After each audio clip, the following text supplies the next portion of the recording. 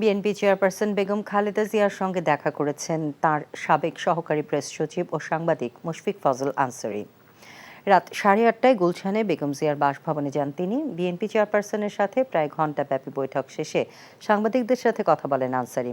জানান, মূলত খালেদা জিয়ার শারীরিক অবস্থার খোঁজখবর নিতেই এসেছিলেন তিনি। বলেন, খালেদা জিয়া শারীরিকভাবে অসুস্থ হলেও মানসিকভাবে শক্ত আছেন।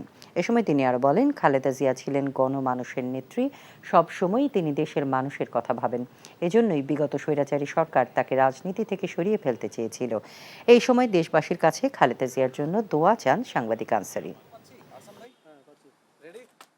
আমি ওনাকে আজকে দেখতে এসেছিলাম, ওনাকে শুভেচ্ছা জানাতে এসেছিলাম। তো উনি আলহামদুলিল্লাহ, উনি অসুস্থ, কিন্তু তারপরে ওনার মধ্যে আমি মানসিক স্ট্রেংথ দেখতে পেয়েছি, মনোবল দেখতে পেয়েছি। উনি মানুষের প্রতি ওনার যে ভালোবাসা, মমত্ববোধ আজকের এই আলোচনার মধ্যেও ফুটে উঠেছে।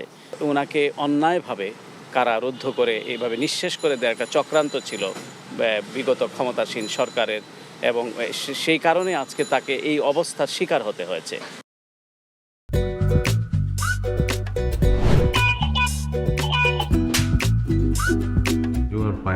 লোকটা একটা মেন্টাল। নিশ্চয়ই এই লোকটা প্রতিদিন বউয়ের সাথে উড়া ধুরা ঝগড়া করে আসে।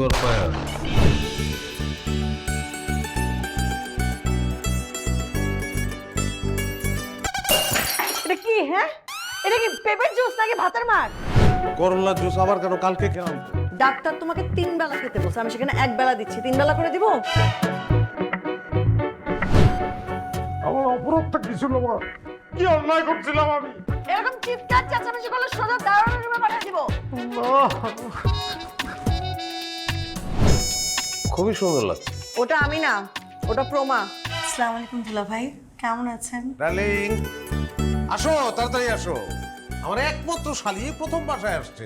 দুলা ভাইকে ভালোবাসিস? জানি না ভালোবাসে কিনা। মা, থ্যাংক ইউ তোমারে এত সুন্দর, এত ভালো একটা বউ জুটায় দেওয়ার জন্য। তুমি এমন সুন্দর, যে কোনো ছেলে তোমাকে একবার দেখলেই প্রেমে পড়ে যাবে। কি ডার্লিং, কফি খাওয়া? আসো ডার্লিং, একসঙ্গে কাজ করি। ও এনজিওর কিস্তি প্রথমবার বিকাশ পেমেন্ট করলেই 20 টাকা ইনস্ট্যান্ট ক্যাশব্যাক।